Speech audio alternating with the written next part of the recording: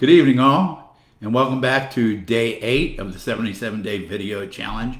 I'm going to jump right in tonight to continuing my story from last night. After dropping out of high school in my senior year, I went straight to work. Got my first job in an office at a company downtown in New Orleans. And while I was at that company, working in the mailroom, I was also working on getting my GED, which in case you don't know, in my world, that stands for a good enough diploma, because you can do everything with it you can with a regular high school diploma. But while working there, I met a young lady, and this young lady found out that I loved to sing and that I loved to dance, and she extended an invitation to me to go to an audition for a live musical at a theater called Little Theater de Vieux Carré. It's a little theater in the French Quarter. And I went and auditioned for my first musical. Still today, my favorite musical of all times, Fiddler on the Roof. And lo and behold, I was cast. Now, it was only in the chorus, but I did get to sing and I got to do a little bit of dancing. And I absolutely fell in love with it. Now, right after that show finished, I went and auditioned a second time, this time at a theater called Gallery Circle Theater. And there, I was actually cast in a really good part. I got to play Snoopy in the musical You're a Good Man, Charlie Brown. The bug had bitten me. I had found the new love of my life. This is what I wanted to do for the rest of my life. I then got involved in children's theater and in the golden years of children's theater, as it's called, in New Orleans.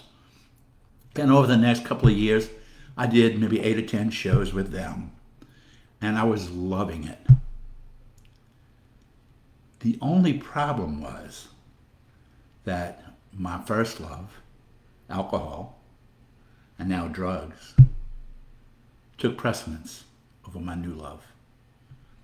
And eventually, I stopped getting cast in the parts I really wanted.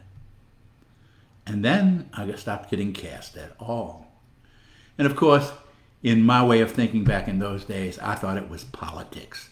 I just wasn't friends with the right people. That was absolutely a falsehood, but nevertheless, it's what I chose to believe at that time. But I did then learn how to build sets and do lighting, and got involved in the technical end of theater, and wound up doing that for pretty much the rest of my life.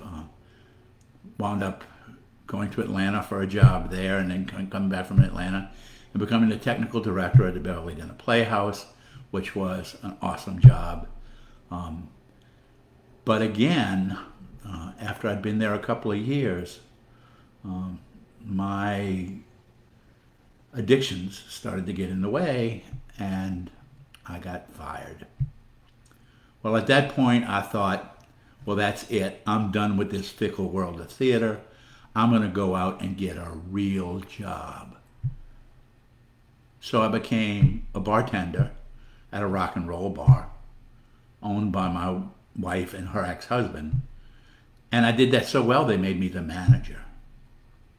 Well, if you can imagine, being a manager at a rock and roll bar didn't help my addiction at all. But it was a great time for a long time. As I look back on that now, I again realize that that was a clue, but I didn't get it. I no longer have any resentments against anybody. I realized that everything that happened to me was my own doing, and that I wasn't a victim in any of it. Later on in life, as I got involved in recovery, I started hearing a phrase that was going around, and the first time I ever heard it, my jaw simply hit the floor. And that saying was, what other people think of you is none of your business. And recently, at a Stage Time University conference, I heard another gentleman say,